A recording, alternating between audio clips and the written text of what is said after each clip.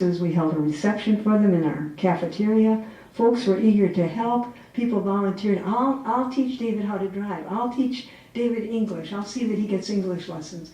Could we have a baby shower for Regina? That's the kind of stuff they did. So they felt so welcomed, and then they turned around and became communion distributors and got real involved in the parish. And if we had not done that, 5 years later when she was taken for deportation, we never would have been able to save her. It was the community that did it. So before saying any more about Regina, I want to tell you a little about the asylum or the immigration system, period. Where is immigration in our government? A guess? Any guesses? Judicial? That's a good guess. It's wrong, but it's a good guess. And the laws are set by legislative, but the actual implementation of everything happens in the executive department, okay?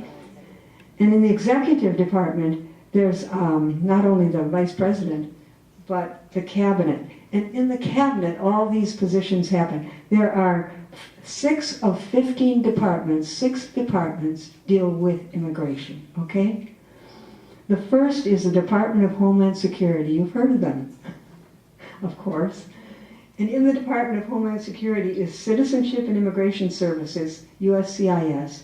They do all the forms and paperwork and that stuff. Customs and Border Protection, you know them well from down here. We don't know them that well up north, okay? And they're in charge of trade and travel processing and immigration control at all of these places. 317 ports of entry. That's airports, seaports, and borders. They have over 60,000 employees, 43,000 uniformed law enforcement officers, and 21,000 border guards. Okay, see what kind of intensity we've got going here? And a third group is U.S. Immigration and Customs Enforcement. Their acronym is ICE. And up north, we just call them ICE, okay? And they like that. They come in with this tough attitude, you know, they're going to enforce things. They're the second largest investigative agency in the country. And ICE has offices in all 50 states and in 47 foreign countries. And I remember coming out of Ireland a couple of years ago, somebody gave me a trip to Ireland, and this was just wonderful. And coming out of Ireland, we had to go through customs, 2 different customs. One was from Ireland, the other one from the United States. And ICE people were standing, 3 men, in the jetway watching every one of us. It was a bit creepy. But then I thought, hey, I don't want my plane blown up. I'm glad they're here. So there are 4 other cabinet departments. Well, the other cabinet department, Department of State under Eric Holder, that adjudicates immigration law, including asylum cases, through 57 courts in the United States, 235 judges, and the Board of Immigration Appeals. They're the people that deal with the asylum seekers.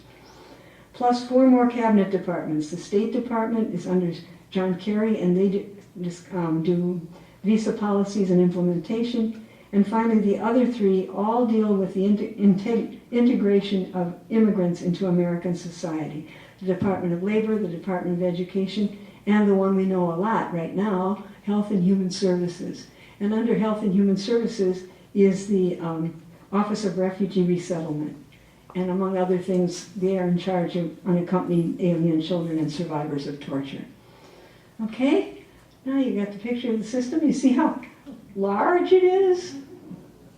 Oh, I forgot to do that. Big. Okay, moving right along. Oh, here's some terminology. A migrant is a person on the move, period. There are 232 million people on the move, there were in 2013. An immigrant is a person leaving their country, exiting, going out. Immigrant is a person moving into another country to stay, okay? A non-immigrant is a person admitted for a limited stay.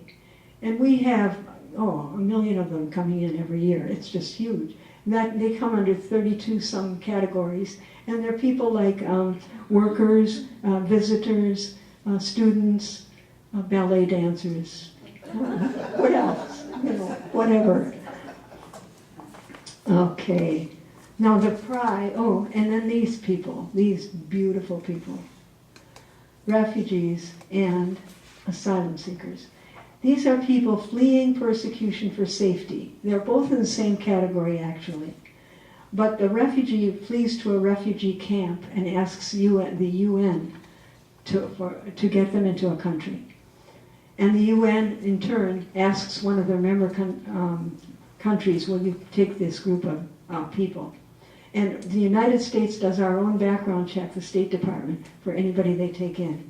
An asylum seeker is a person fleeing persecution for safety in the country in which they hope to live. And they are, by law, allowed to come in any way they can. They can sneak over a border, they can use false passports, they can do anything they want to save their lives. That's international law, and we have signed on to it, and we are obliged to keep it. Okay, here are the two biggies. We want to become legal permanent residents, want a green card. That's the way to do this, is through an immigrant visa or refugee status.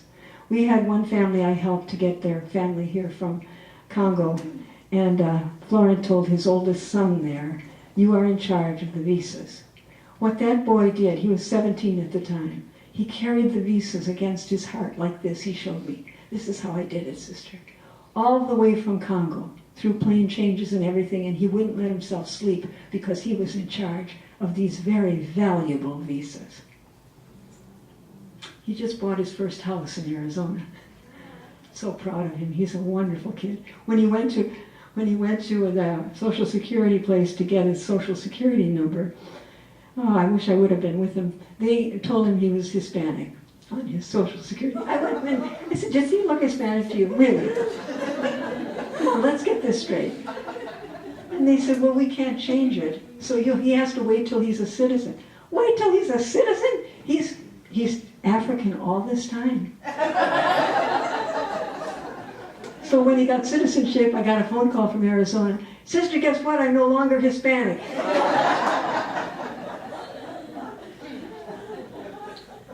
So after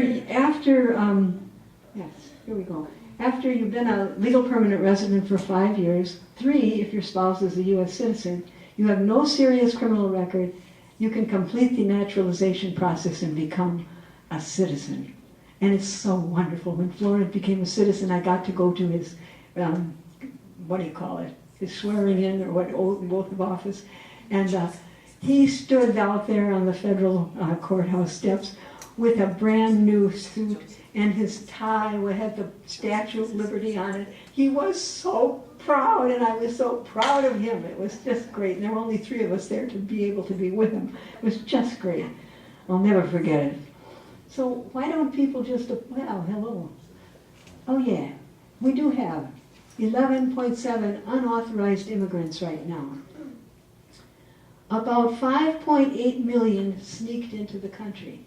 Okay, 5.8 million. That's not 11 million, notice. Of others, 40 to 50% entered legally but overstayed their allotted time. If you entered legally and you overstayed your allotted time, you did not commit a criminal offense. Unauthorized presence is not a criminal offense, except along the southwest border. In 2005, they started Operation Streamline, and you can read more about that. That you have to be caught within 2 weeks of your arrival and within 100 miles of the border. And if you're caught, then you are put into the federal system to be judged. You come out of the immigration system and you have to go to a federal court. Right now, the most cases going on in the whole United States and the most dominant crime in the United States is to have come here illegally. Because we're rushing these people through this on Operation Streamline. That's why it's called Operation Streamline. The judge will judge maybe 30 to 60 people at a time. And they give them lawyers to watch over 5 of them. And they give them a few minutes with the lawyers, maybe 15. And what if there's somebody in there who really deserves asylum? Maybe they're scared of the whole process. Nobody's working with them one-on-one. It's just scary. Some people say, but it's working. Look at the jails. We've got them lined up down here. They're not. And the people who are coming in right now, a lot of them are coming to get back to their families. That's important to know. Okay, here we go. Why don't they just apply for an immigrant visa? Here's the answer. They can't. They can't, and I'm going to show you why. The problem, by the way, is not the people. Oh, we got to get rid of all these people. Try to get rid of all these people.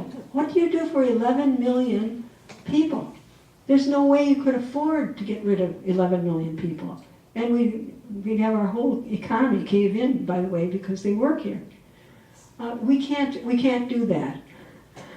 The problem is the system. Even if we deported every one of them, we would still be stuck with a backlogged, loaded, no good system. That's why we're pushing so hard to get immigration reform, because it's so unfair to people as it is. Okay, look now at this handout that I gave you. It's gorgeous because I designed it and I used to teach art. But all this material is on the website for the State Department, and you can easily get the information for any month on the State Department website. The United States immigration system, the one that's got the circle on it, that's the one we want to go to. There we go. Now, if you are, well, let's put it this way. Immigrant visas, the authorization for green cards, are always available to immediate family members of United States citizens, parents, spouses, unmarried children under 21. I recently spoke at one of our parishes up north, and a man came up at the end, and he was very obviously from India. He spoke with an accent, and I recognized the accent. And he said, "Do you mean that I could get my parents here and they could live here permanently?" I said, "Yes, and you can do it very rapidly." "Oh, my God, I didn't know that. I'm so glad." I said, "Yes, but it's going to cost you a lot of money." He said, "I'm an engineer and I can afford it." Wow, that's just great. So those people, if you're an immigrant, want an immigrant visa for family members of citizens, they can come in really fast. Parents, spouses, unmarried children under 21. The rest of them go into 3 categories, and the 3 preference categories are numbered up there. 1, family, and that's the one that gets the most. 2, employment, and 3, the DV lottery. Now, the family, this other one, this 1 or 2, could go to either direction, either family or employment, depending on what needs the most. But most of the time it's going right to family because we're so behind on families. And if you look there, it will show you, number 1, that the thing that I wrote out on the side, family-based visas, 226,000 minimum, regularly up to 480,000 maximum. You cannot apply for yourself. Hear this, America. When we tell people, go back there and apply, you can't apply. A close family member who is either a U.S. citizen or legal permanent resident sponsors you. The sponsor must prove through their tax returns their ability to support you and their own family at 125% of the poverty line. And they must sign a legally binding affidavit agreeing to support you as needed for 10 years or until you are a U.S. citizen. How many of you knew that? Oh, we got 4 hands. See, when people say, they don't know this stuff. And I don't expect you to know it, but when you get out of here, you're going to know more than 95% of Americans, I'll tell you that. Because I'm just telling you this now, and this is right from their own website stuff. The number 2 one, the family or employment I talked about. The employment-based visas are 140,000 minimum. Again, you cannot apply for yourself. A United States employer must petition for you by name to fill a specific position where he has proved that there is a demonstrated absence